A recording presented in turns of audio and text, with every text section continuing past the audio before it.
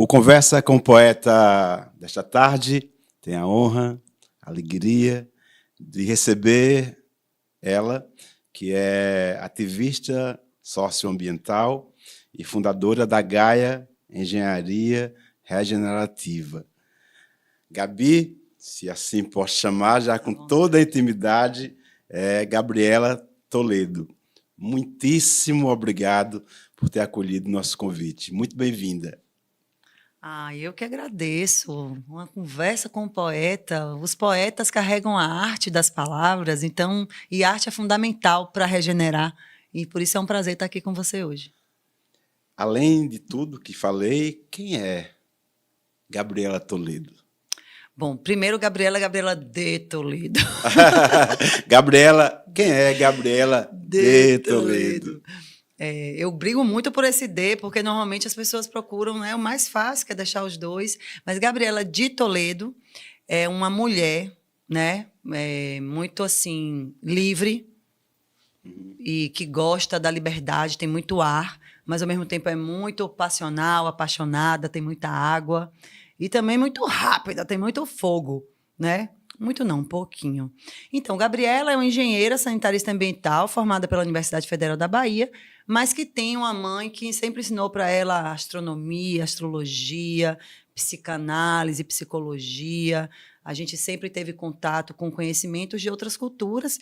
Então, eu acho que eu sou esse caldeirão de feminino, com certeza, que sempre o viés da mulher, do feminino, está sempre norteando o meu caminho. E não é à toa que eu me encontrei na engenharia sanitária e ambiental por conta desse feminino arquetípico maior, que é o planeta Terra, que não deixa de representar um útero dentro do sistema solar, porque abriga, né? Como diz Bruno Latour, a película de Gaia, que é essa pequena película que tem sobre o planeta onde a vida acontece. Então, esse grande feminino, e que ele é biodiverso, e que ele tem vezes que ele é duro, bate, e tem horas que ele adoça, refresca. Então, eu sinto que eu sou isso tudo. Então, eu sou técnica, eu também tenho habilidades comunicativas, eu também gosto de descansar, eu gosto de um pouquinho de cada coisa, eu gosto de ser biodiverso. Né? Total. Águia. Águia. Ou coruja, que são as que eu mais gosto. Ser água e, ao mesmo tempo, fogo. Como funciona essa conexão? Tá, posso te explicar pela linguagem da astrologia? Sim, claro. Tá. Então, a astrologia é uma interpretação simbólica da astronomia, certo? Então, dentro da astrologia, Sol, Mercúrio. Sol representa a expressão, Mercúrio, a comunicação. E o ascendente, como o mundo te vê. Então, eu tenho o Sol em Libra e o Mercúrio em Libra, que são elementos de ar. E tem um ascendente em Aquário, que também é elemento de ar. Então, isso me dá capacidade de comunicação. O Libra é o ar da relação, então diplomacia, capacidade de ouvir o outro. O Aquário é o ar do coletivo, da expansão, de pensar o futuro. Então, eu tenho isso em mim. Mas o meu Vênus, que é o planeta que rege o relacionamento, o belo, o amor, ele é Escorpião, que é um signo de água, extremamente apaixonado, passional, ao mesmo tempo discreto, que se camufla, não gosta de se mostrar. Então, eu tenho essas naturezas. E o Marte... Que conexão linda é essa? E o Marte, que é o planeta que representa a ação, a sexualidade, eu tenho em Leão. E Leão é o fogo da fogueira. É aquele fogo que é bonitão, frondoso e generoso, porque esquenta todos. Né? Então, eu tenho essas coisas. E, realmente, ser livre e, ao mesmo tempo, passional é um babado. São muitos anos de trabalho para encaixar, porque senão você corre o risco de um abafar o outro. Eu quero muito que você conheça um grande amigo meu, que é bruxo, astrólogo, que é o Márcio Cassone. Vou fazer essa ponta entre vocês dois. Ele viaja o mundo inteiro falando essas coisas lindas que você acabou de falar, curando o mundo. Sim. Um beijo, Márcio Cassone. De onde veio a Gaia, Engenharia Regenerativa? Eu achei tão bonito, tão tocante. Como é que nasceu? Gaia, você sabe que Gaia é uma deusa, né, dentro de algumas mitologias, que é esse feminino da mãe. E aí, eu sou engenheira já, me formei na universidade em 2000 2009, último semestre, peguei meu diploma em fevereiro de 2010 e desde lá eu venho trabalhando com políticas públicas de saneamento básico, inclusive Camaçari foi um dos municípios que eu trabalhei. E nesse processo de estar, né, trabalhando como engenheira e a gente ter que se relacionar com o mundo externo, foi surgindo a necessidade de ter uma empresa. Porque você sabe todas as transformações que o país teve, né, Ivan? E com isso também as formas de relações de trabalho foram se modificando. E foi ficando cada vez mais assim, fechado essa possibilidade de você ser contratado por alguém por vias de seguridade social, que é a CLT. Então, a gente está falando de engenharia de empresa, mas a gente acaba que tem que falar de seguridade social, de relações de trabalho. Né? De empreendedorismo, que tem várias reflexões sobre essa palavra, mas não vem o caso agora. E nesse processo, eu tive necessidade de me tornar um CNPJ para viabilizar algumas contratações, uma coisa bem operacional. Só que nesse processo você tem que construir. E aí que vem o sonho, aí que vem a missão, que faz sentido. E, para mim, no meu percurso na universidade, quando eu tive contato com o tema das mudanças climáticas, em 2007, a professora levou a gente para assistir uma palestra do Carlos Nobre, você já deve ter ouvido falar, um pesquisador muito importante nosso, que eu falo que o útero daquela mãe estava abençoada, porque a mulher pariu 3 meninos, que são 3 pesquisadores sobre o clima importantíssimos. Carlos Nobre, Antônio Nobre e tem o terceiro Nobre, que eu me esqueci o nome, mas eles estudam o clima de uma maneira muito importante. E eu precisava agregar esse valor, que era algo que eu trabalhasse no operacional, mas que atendesse a minha paixão. Não poderia só ser algo plenamente operacional, tinha que ter paixão. E a paixão, quando eu conheço as mudanças climáticas, eu entendo sobre esse desafio que é global. Com isso, eu começo a refletir sobre isso. Aí eu conheço a permacultura. Então, desde 2007 que eu conheci a permacultura, que a permacultura é um conceito que tem a ver com a cultura da permanência, que surge pós década de 70, com uma reação de um professor universitário chamado Bill Morrison sobre o modelo de agricultura que estava sendo divulgado a partir da Segunda Guerra Mundial nas universidades. Porque o pacote tecnológico que a gente chama da Revolução Verde pós-Segunda Guerra, que veio inserindo agrotóxicos, grandes maquinários e invisibilizando as técnicas ancestrais que usavam muito mais a força humana, a força animal e os conhecimentos acumulados durante milênios de prática de agricultura. E aí eles chamaram isso da cultura da permanência, porque a agricultura não poderia exaurir o solo, ela teria que garantir a permanência da vida. E aí eles perceberam que era mais que só agricultura. E a permacultura surge assim. Então, a permacultura é um conceito que tem a ética do cuidado ancorando, cuidar do outro, cuidar da natureza e compartilhar os excedentes. É claro que é cuidar da gente também, né? Faz parte. E dessa ética central, a figura é uma flor. Então, você tem a ética com os princípios, e aí cada pétala é uma área. E aí, para cada área, você tem que aplicar o cuidado, né? Então, bioconstrução, saúde, espiritualidade. Então, na pétala da saúde, da permacultura, tem saúde e espiritualidade. Tem a pétala da comunicação, tem a pétala da gestão e da política, tem a pétala da conservação da natureza. Então, enfim, a permacultura fez muito sentido porque ela mostrava que tinha um caminho, que o cuidado estava como premissa da ação. Que bacana, porque eu acho que é um grande ventre que cuida enquanto engravida e cuida depois que nasce, né? E o cuidado como expressão da vida. Sim. Né? Não como algo que você tem que produzir externamente, como algo que é espontâneo. Por quê? Porque é da ética. A ética é o campo do invisível, que a gente não toca, que a gente não vê, mas que faz toda a diferença no mundo objetivo. Então, por isso que...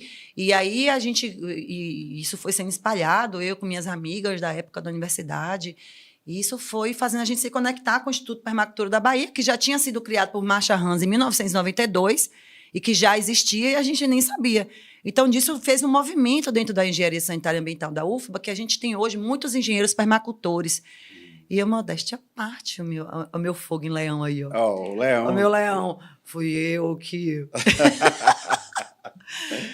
participei desse movimento e a gente introduziu isso. Então, a Gaia Regenerativa ela é uma consequência de todo esse processo de perceber que a engenharia ela precisa ser regenerativa. Por quê? Porque tem uma coisa objetiva, que é a mudança climática. E hoje está muito fácil falar sobre isso, porque estão as reportagens aí. Né? O clima do mundo está mostrando. Modo, né, também. E eu acho que isso que você criou, com tanta sabedoria, é ao mesmo tempo semente e adubo, né? Isso. É Mas a não é a mesma beleza da criação. compostagem? É. Exatamente. Que é uma das técnicas de você trabalhar o resíduo. Sim. Porque a natureza é feita de fractais, né? A permacultura fala sobre isso. Você tem padrões que se repetem em diferentes escalas. Então, Seria tão legal, Gabi, se as escolas já abordassem essa temática desde as crianças, né? Em todas as escolas, né? na vida, Na né? vida. E quando eu falei em empreendedorismo, e você tão sabiamente, eu vi uma resistência, eu entendo perfeitamente que, de um lado, essa questão do empreendedorismo, a palavra e até a ação, ela encobre uma série Desassistências, de né? desassistência, né, de coisas que nos são negadas. Né? E aí cria um nome bonito, né, para a gente passar a Se vida lascar feliz. sendo escravo. Não é dito, em se lascar feliz, gostei. Não é dito, deixa para. Exatamente, não ter direitos, né, ter que fazer tudo ao mesmo tempo, né? Como que é, e a partir disso, Gabriela, como que é ser mãe, ser mulher num país tão cruel com as mulheres, né? Tão machista e ao mesmo tempo que renega direitos tão necessários. Como que é ser esse fogo, ser essa água, ser mulher, ser leão, e ao mesmo tempo, em alguns momentos, ter que se recolher? Especificamente sobre a maternidade, porque tem múltiplas maternidades, né? Hoje, então, ainda está muito melhor, porque com primeiro, o poliamor ou a legalidade das relações homoafetivas, a gente percebe que esse lugar do cuidado, e a gente volta para a permacultura, ela não está necessariamente ligada ao gênero. Mas isso é uma outra reflexão. A gente falando objetivamente das relações históricas, né, do gênero, do feminino e desse lugar. Para mim, eu tive muita sorte, porque, primeiro, eu tenho uma mãe que ela foi permitida a ela ser mãe, ser dona de casa. Tinha meu pai, que estava fora trabalhando, trazendo dinheiro, ela estava trabalhando dentro.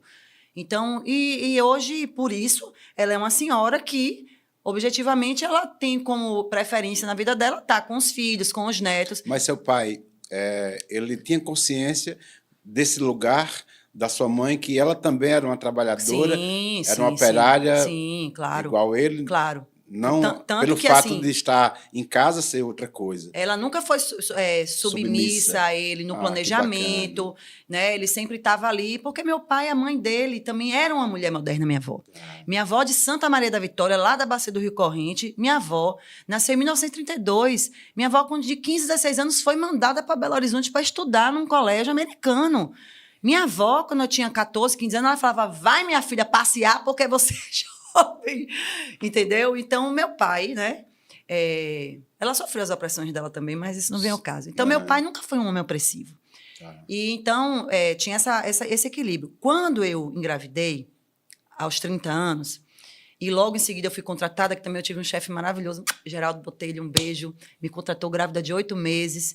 E aí eu pude trabalhar. Qual é o nome dele? Geraldo Botelho, de Vitória da Conquista, Botelho. Não, eu estou pedindo para você repetir esse nome, porque que ele sirva, né, de farol para tantos gestores que tão covardemente demitem as mulheres quando pensam na possibilidade delas engravidarem, ou até grávidas. Então, quando você cita Geraldo... Por isso que eu estou falando dele aqui, porque ele é uma pessoa diferenciada. Agora que eu já estou, ele me contratou em 2012, já 2023, já vão fazer quase 12 anos que eu conheço Geraldo. Não encontrei muitas pessoas parecidas com ele. E é tão triste quando você fala que ele é uma pessoa diferenciada, né? É triste, mas é porque verdade. Quem demite é que devia ser uma pessoa diferenciada, né? Isso devia ser muito normal, não é? Né? Contratar pessoas e não demiti-las, né? Então, são os nossos heróis modernos, né? São as pessoas que mostram que a humanidade tem coisas boas. Sim, Né? que tem jeito, né? Mesmo eurocêntricas, dentro da cultura do eurocentrismo, modernismo, da industrialização, ainda ela tem coisas, né? Sim. Coisas doces e respeitosas dentro delas. Então, Geraldo me contratou grávida. Nesse percurso, mamãe esteve sempre comigo. Então, surgiram algumas oportunidades de trabalhar viajando e ela sempre estava comigo. Então, eu pude ser mãe, profissional, ou seja, estar trabalhando e, ao mesmo tempo, estar com minha filha lactente, né? Que é a que mama, e eu poder dar peito. Eu poder trabalhar, estar ali. É puxado? É. Por quê? Porque a gente fica com o tempo todo preenchido. Mas tudo bem. Então, assim, para mim, a maternidade teve essa coisa. E eu fiquei com o Geraldo há alguns anos. Depois, sempre tive trabalhos, que aí é o meu privilégio, né? Que não sei se é o meu privilégio branco, não vou dizer isso porque eu vejo que tem mulheres brancas que também são oprimidas pelo sistema, né? Mas, assim, eu tive esse privilégio de ter uma mãe que me acompanhava e de ter trabalhos que eu podia sair na hora do almoço, pegar meus filhos na escola, almoçar com eles. Então, nesses 11 anos de maternidade que eu fiz, eu consegui estar presente com meus filhos na hora do almoço, eu consegui pegar eles, eu consegui passear com eles, coisas que, às vezes, é roubado das mães. Muitas vezes. Não às vezes, né? Muitas Quase vezes. sempre, né? Mesmo as mulheres brancas profissionais, isso é roubado delas. As que são de baixa renda e que têm que trabalhar o dia inteiro, mais ainda. Tem mães que têm que deixar seus filhos trancados em casa porque não tem rede. Porque se elas não saírem e deixarem as crianças em casa, vai todo mundo passar fome. É muito duro, a vida é muito dura, né? E quando a gente pensa nisso, dá um...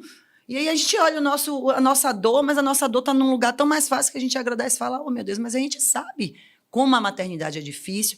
Hoje, na minha rede, eu tenho 99,9% das mulheres reclamando dos pais. Os pais dão pouco, ou os pais são ausentes emocionalmente e só dão dinheiro, ou não dão dinheiro nem apoio emocional, ou dão apoio emocional e pouquíssimo dinheiro. O fato é que todas as mães, a maioria, elas, para dar a vida que elas acham que é ideal para os filhos, elas têm que se virar sem contar com os pais. E aí... E isso tem adoecido as mulheres muito. Cai num poço que é enorme e muito profundo, que é a solidão, né?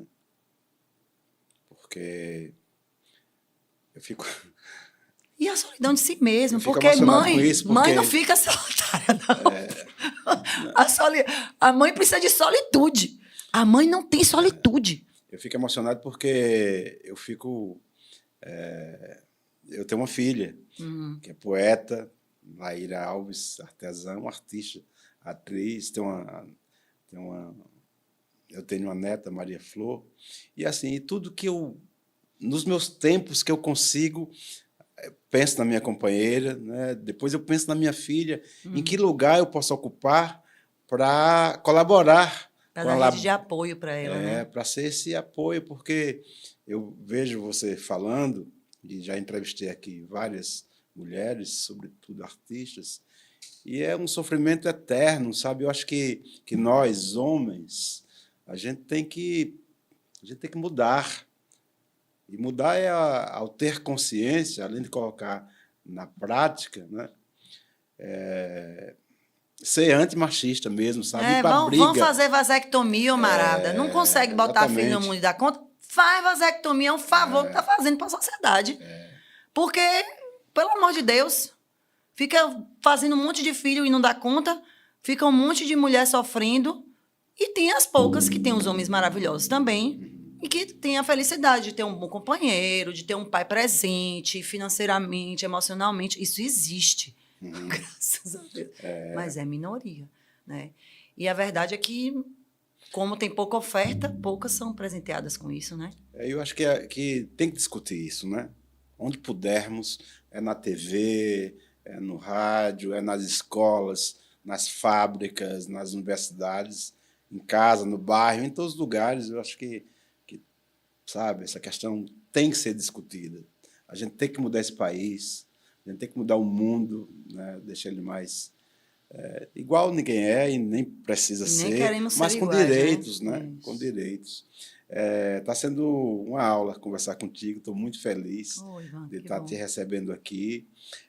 Eu queria falar um pouco também de outro projeto, né? E aí, foi uma indicação de outra querida amiga, que é a Vanessa, né? A Vanessa Rassum, quando me falou com muita alegria de você, Ivan, você tem que entrevistar a Gabi para falar dela e para falar desse projeto nosso, Sim. que é o Fórum Brasileiro dos Direitos da Natureza, né? Que você está totalmente envolvida.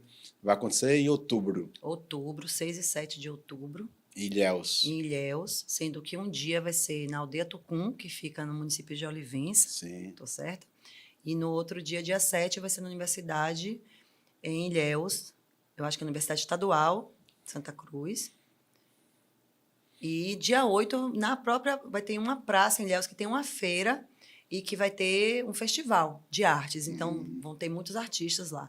Tudo isso está na programação. A parte da feira do dia 8 ainda estamos concluindo para soltar. Ainda, né? Mas a programação já está lá. Tem o Instagram do Fórum da Natureza. Dá para entrar, acessar. As artes são lindas. Desenhos maravilhosos. Uma programação linda. E tudo feito com muito amor e muito esforço. Porque...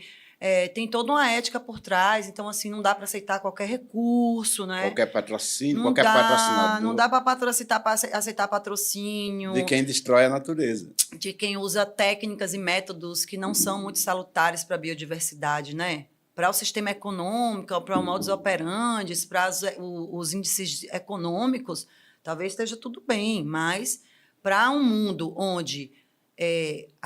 o desenvolvimento, a qualidade, os confortos que nós, seres humanos, já estamos totalmente viciados. Eles ocorram de maneira que, ao mesmo tempo que eles ocorram, eles gerem benefícios para a biodiversidade do planeta, aí é que são elas. Então, e a Gaia, a Engenharia Regenerativa, ela tem justamente esse sonho de fazer engenharia que regenera. Ao mesmo tempo que eu gero conforto, eu gero... renascimento. Eu gero biodiversidade. Eu alimento os processos vivos do planeta Terra. Você conhece a Terra Mirim? Conheço. Ah, que bom. Terra Mirim é uma referência que nós temos de mulheres que estão conectadas com a Terra, absorvendo também a dimensão do invisível, né? Que vem de uma cultura mais europeia, inclusive, que são das Wiccas, das bruxas, né? Mas que é uma linguagem super importante. Eu acho que a beleza, e por isso que a permacultura sempre fez muito sentido para mim, é que toda cultura que tem a premissa de se comunicar com a natureza, ela vai ter beleza. Seja ela, né, as religiões de matriz africana, que totalmente estão... conectadas, né? Tem esses princípios. Os próprios povos da floresta, com suas medicinas da floresta, seus rituais, e as culturas europeias que também tinham conexão com a natureza, que o Terra Mirim é um pouco sobre isso também, né? E que hoje, na verdade, contemporâneos, todos nós, com o Google, a internet, o que é que nós somos? Nós somos uma mistura disso tudo. Tem os que representam mais, vamos dizer, que sustentam aquela representação dentro de uma vertente, mas, na verdade, todos nós nos amamos, nos acolhemos, porque todos têm o princípio da biodiversidade. Quando você tem alguma cultura ou alguma liturgia que está te ensinando a ser monocultural, que está te ensinando a desprezar o diferente, dê um passo para trás. Sim. Ou vários. Milhares. Por quê? Por um simples fato. A gente só existe enquanto espécie humana, fora as outras teorias que não cabem aqui, por causa da evolução da vida no planeta. E a base da evolução da vida no planeta tem a ver com a biodiversidade, tem a ver com a interação entre espécies, não só entre espécies, com os elementais também, porque a água, o ar, a terra, o próprio fogo que a gente pode representar pela temperatura, são elementos essenciais para a dinâmica da vida. Nós mesmos aqui nesse momento estamos vendo um corpo biológico, mas o que é que tem nesse corpo se eu fizer uma compostagem, doutor Ivan? Exatamente. Se for aeróbica, vai sair gás carbônico, vai sair água e vai sair minerais. O que é gás carbônico, água e minerais? Terra, ar e água. E aí o fogo é a mudança de temperatura para isso tudo acontecer. E o ser humano é belo por isso, né? A natureza, tudo é feito dos elementais. Eu tive o privilégio de morar alguns anos na Terra Mirim. Foi? Você também, né? Sabe tudo. Não. Eu aprendo, né? Sim. Estou em busca, né, desse aprendizado de sempre, Sim. em todos os lugares. E a Terra Mirim um grande centro de luz. Você já conhece a Terra Mirim? Tem um lugar aqui em Camaçari que eu quero muito que você conheça também, que é o Arborize. Não conheço. Tem um cara genial chamado Dorval, que também é outro centro de luz aqui na cidade. Ali nós temos uma cidade de concreto e aço, por causa do polo petroquímico, né? E aqui no centro da cidade nós temos um grande jardim, né? Porque ele distribui flores de saberes com tudo que ele faz, que é o que você faz, que é o que a Terra Mirim faz, né? De fazer com que tenhamos mais consciência de que esse planeta ele não pode ser destruído a cada dia, né? E eu preciso que você conheça o Dorval, que você vai se encantar. Vamos fazer a lista, vamos organizar um tour. E ele precisa te conhecer também, já que você já conhece a Terra Mirim. Bom, então esse Fórum Brasileiro de Direitos da Natureza, que vai acontecer no dia 6, 7 e 8 de outubro. Quem pode participar desse fórum? Todos podem participar. As inscrições não são pagas, são inscrições gratuitas, porém a gente está indo atrás de ajuda, né, de financiamento. Por quê? Tem um dia na Aldeia Tucum. A Aldeia Tucum hoje ela tem os domicílios dos moradores e eles estão construindo um espaço para receber as pessoas, né? Que o fórum começa um mote de um evento e ajuda a criar as infraestruturas. Só que eles próprios lá têm alguns problemas que aí tem a ver com o direito humano fundamental de acesso à água e ao saneamento, que já é hoje pela ONU, né? Toda a humanidade tem esses direitos, são reconhecidos esses direitos, mas independente da ONU, nós brasileiros temos nossa política pública de saneamento básico, que diz que todos nós temos direito de acesso à água, a esgotamento, a manejo de resíduos e a drenagem urbana. Então, assim, e isso, se a gente vai pensar direitos da natureza, ou seja, os direitos intrínsecos da biodiversidade, de ser o que ela é, de ser como ela é, de ela ter toda o seu percurso histórico respeitado, ou seja, de um rio poder existir como rio, de uma montanha poder existir como montanha, né, de as dinâmicas ecológicas serem respeitadas. Então, hoje, o que tem mais de exemplo concreto são rios sendo protegidos para que eles possam ter direito de se defender. Ou seja, não quero que você jogue seu esgoto maltratado nas minhas águas, porque eu sou rio, eu preciso ter a minha ecologia aquática funcionando bem, e se você joga excesso de nutrientes, você vai me estragar. Hoje, quando você cria uma lei, você cria esse personagem jurídico que é capaz de gritar pelos seus direitos, como hoje a gente tem para os seres humanos, né? Então, os direitos da natureza tem a ver com isso, com dar essa personalidade para que um ente da natureza possa se defender nos tribunais. Então, isso é importante, porque ele passa a ser um sujeito de direitos. Bom, se todos somos sujeitos de direito, como podemos interagir de uma maneira em que as nossas presenças potencializem os nossos direitos e não suprima? Então, num território, se você está com gente, e gente é para brilhar, né, Caetano? Gente é para brilhar. Mas gente faz cocô e xixi. Graças a Deus que quem não faz cocô e xixi vai estar doente. Então, tem que fazer. A gente também come. Porque quem come é porque está tendo alimento. Só que desse processo todo você vai gerar, né, sobras. Num ecossistema natural, sem ali nenhuma interferência tecnológica, o próprio ciclo acontece naturalmente. Então, as folhas caem, as fezes ficam no chão, vêm as bactérias, fungos, dilui aquilo ali. Só que ali tem um fluxo que vai fazendo acontecer as coisas de maneira saudável. Quando vem o ser humano e cria um fluxo muito intenso de entrada de nutrientes e ele não cria mecanismos para tratar isso, ele gera uma contaminação, uma poluição. Isso independente de onde for.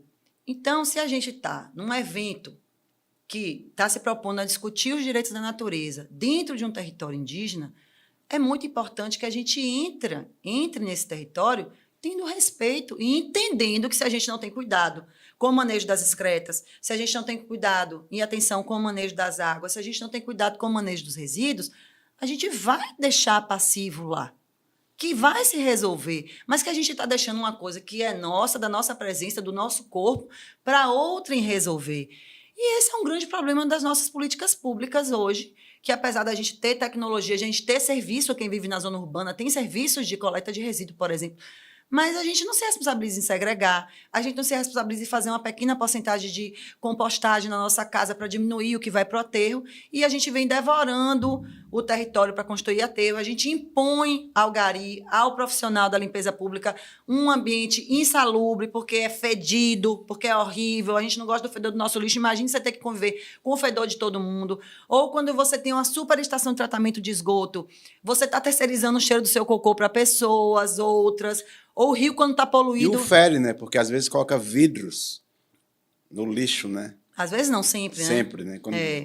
vidro quebrado. Então, são pequenas dimensões que mostram, dá para a gente uma avisada de qual é a nossa ética. A nossa ética é passar para o público o que não nos interessa. E que a sociedade resolva.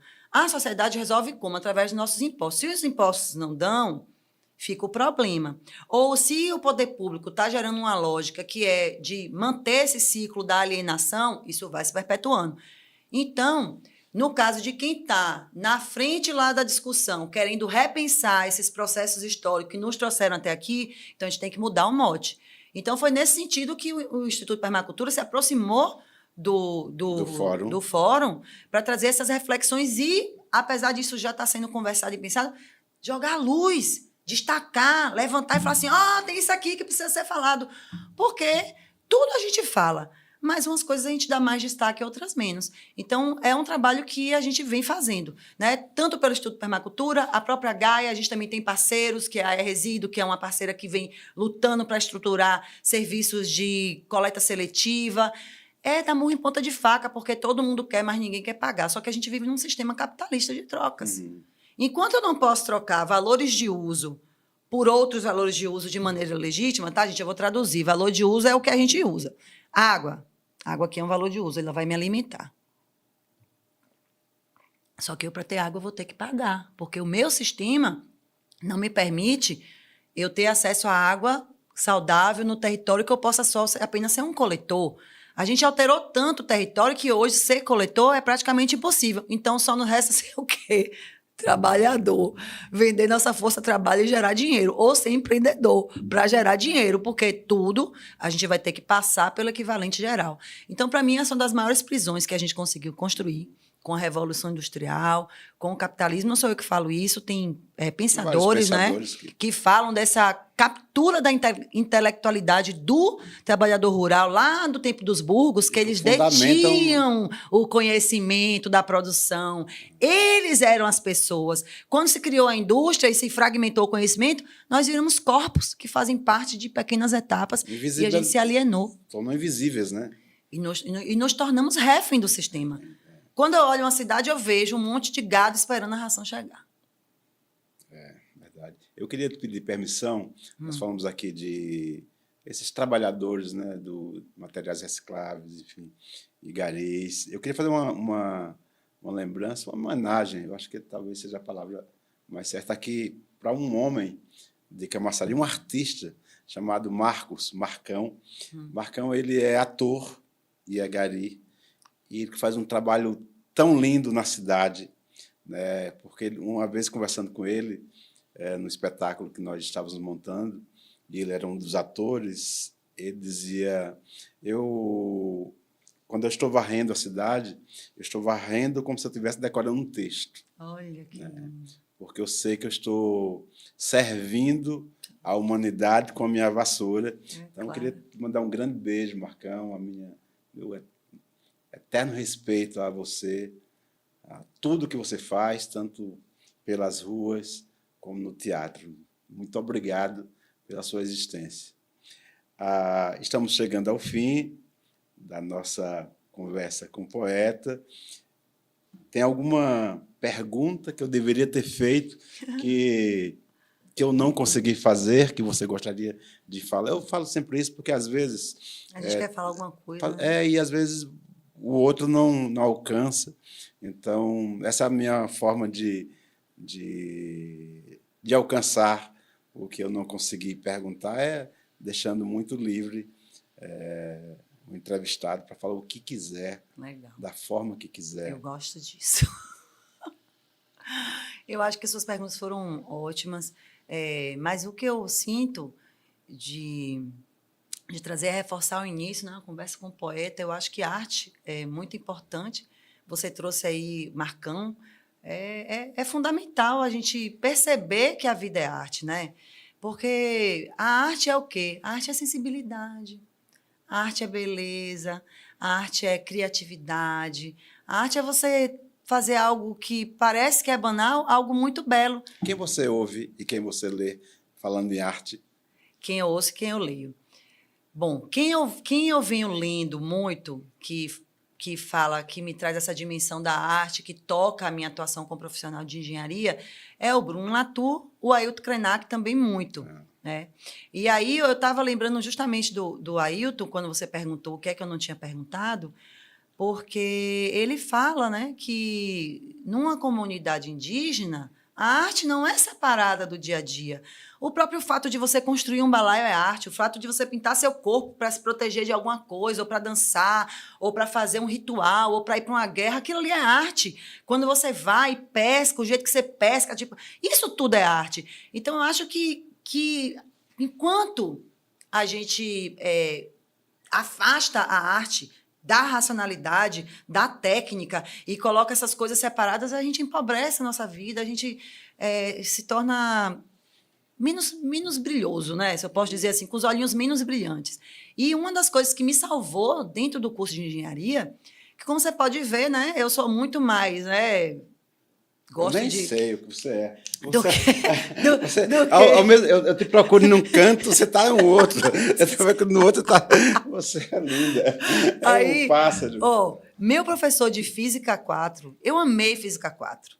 Era Aurelino, infelizmente ele já faleceu. Mas ele me explicou sobre o eletromagnetismo.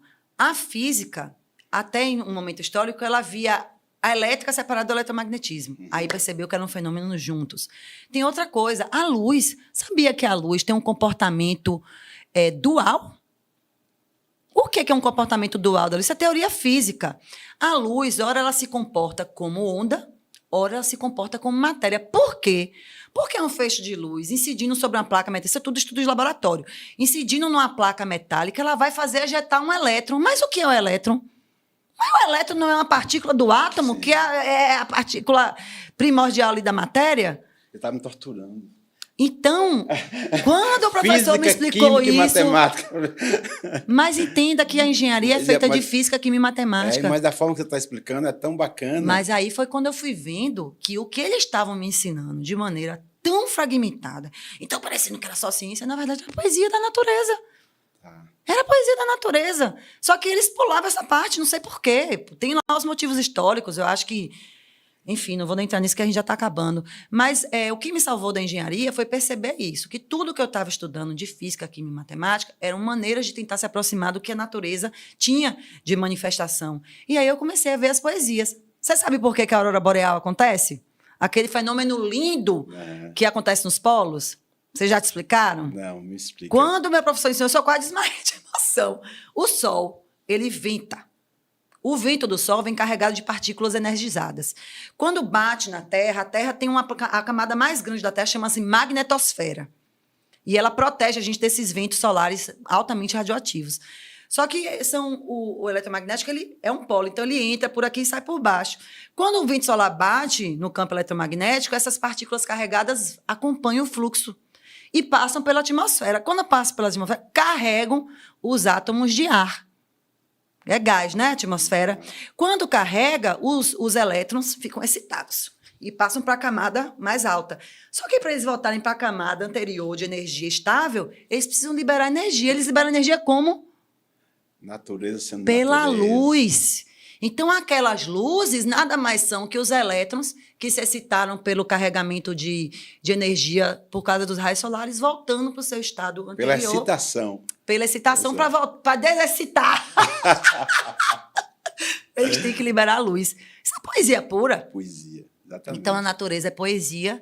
E a gente, para fechar, acho que o que eu quero falar é isso. Eu acho que o resgate nosso, enquanto humanidade, para a gente poder lidar com as mudanças climáticas e poder gerar realmente políticas públicas que dialoguem com os direitos da natureza, para isso tudo fazer sentido, a gente tem que perceber que isso tudo está conectado e que fragmentar não é o caminho. O fragmentar foi o caminho que nos levou às mudanças climáticas e que invisibilizou milhares de conhecimentos ancestrais. Nesses últimos 300 anos foram soterrados. Hoje, o próprio laboratório está fazendo a gente ter que retornar para esses conhecimentos ancestrais, porque a gente está rodando e voltando para o mesmo lugar. E a arte como elemento de beleza, de conexão, de leveza para o conhecimento se expressar. Eu acho que é isso que é o que me faz acordar de manhã, às vezes, um pouco deprimida e falar assim, não, minha filha, sacode essa peteca e vai. Bacana. Que tem coisa no mundo para acontecer. Você não falou quem você ouvia.